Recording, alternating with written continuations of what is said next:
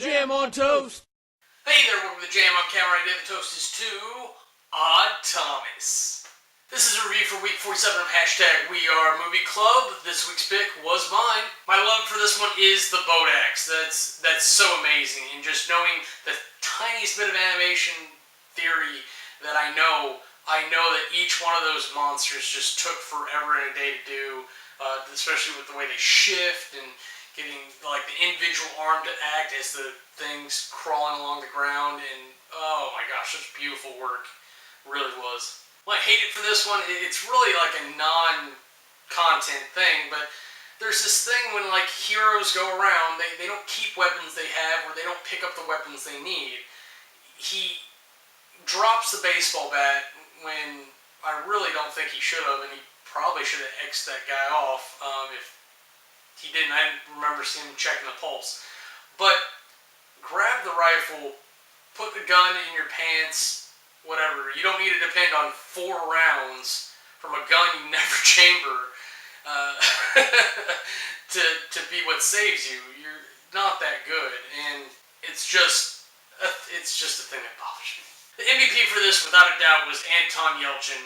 Dude's amazing. I want to see him in so many more things. I'm so happy that he managed to get into the Star Trek role as young Chekhov. But I did want to give an honorable mention to Addison Timlin, who plays Stormy, because I really wanted to give it to her because I think that she's a more important character to the overall story, but Odd is central to the plot and everything that's happening. So causation, it's a very tricky situation when you get into one character that causes the other character to act a lot. But she is a very independent character, or a character unto herself, let's say. And I think Addison Timlin did a really good job with it. I loved how they played off each other so much. But let's get on to the categories. Aesthetics. Oh my god, the boat axe alone were amazing. And they had some weird CG stuff in there too. Like if you notice when he's in the kitchen, like all the stuff where he's chopping cucumbers. I don't know why he's chopping that many cucumbers at once. Or like he was flipping the pancakes. Like that was CG stuff. You could tell that like they had put in stuff there for the pancakes to flip around, and it was very awkward, but it worked really well. But the boat axe being transparent like that, and even the non-supernatural scenes, they really did a good job lining things up. There's one scene towards the end that I thought was really, really powerful. It's just 3 people standing in a room, and then the way Odd is walking, and the way the camera's angled, and the way he's walking, they definitely knew what they were doing when they set that scene up, because it was a really subtly powerful scene. But you see that throughout the entire movie, just spatial wonders as the actors are interacting with each other and the scenes are set up, and they're just super good about maintaining that.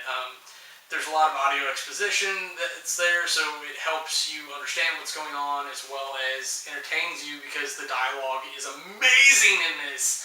I just watched Clerks again recently, and I was reminded very much of that, where you have these kind of like long existential conversations in everyday life, and yeah, that makes them a weird couple or whatever, but fuck it, let me hang out with these guys. Aesthetics gets a 90. Character development. So like I'm saying, I'm really digging these characters. Odd and Stormy are fantastic.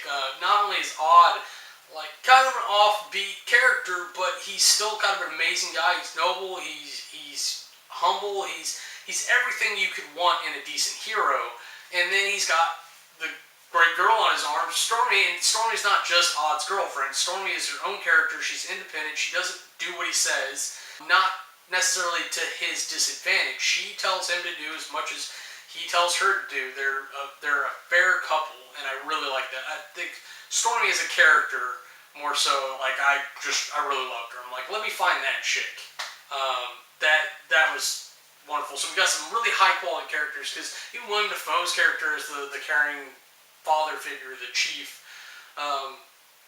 He does an excellent job. Even his girlfriend, like she has such a little role in everything, but she's there constantly. She has very powerful roles. She just played very subtly, and I think that's amazing. The villains are a little incompetent, and Fungus Bob a little bit comically so.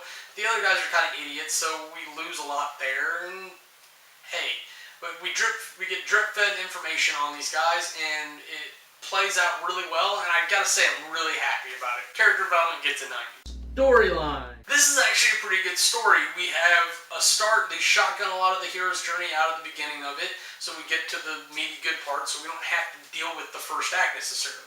The first 2 acts of this movie to me are really the second act of a larger story.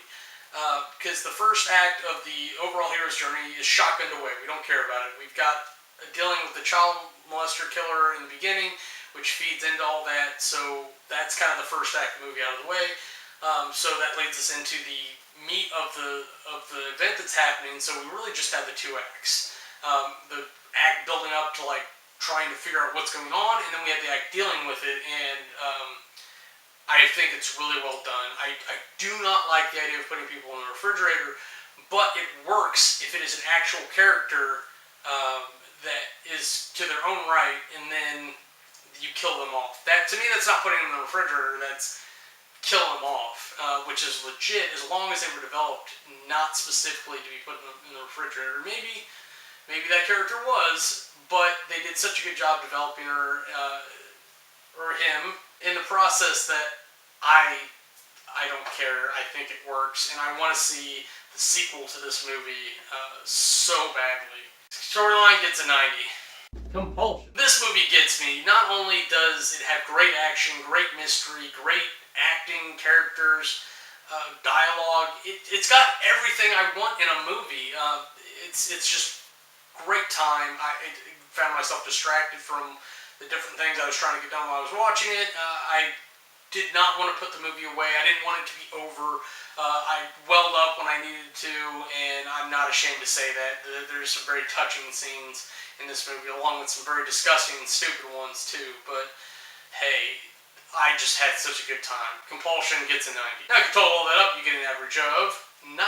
For my wrap-up review, I gotta say I can't recommend this more. This is a fantastic movie, and then when we watched John dies at the end for RT screenplay, this is what it made me think of. I wanted to watch Odd Thomas again. I love this movie. I want more. Where's my trilogy for Odd Thomas? All the crazy, shitty movies we made. We break The Hobbit into 3 movies when it was barely 2. Come on. Do me a favor here, Hollywood. Well, once again, this was a review for #WeAreMovieClub. This week's pick was mine. Next week's pick is Charlie's, and we are doing Blade. You know, that half-vampire Wesley Snipes character that got a trilogy of movies? Well, my Thomas trilogy. But that'll be a good time. Can't wait to do that one. That's all for me. Have a nice day. I am Cameron. If you want to see anything else we're up to, go ahead and click the annotations, and they'll take you to our other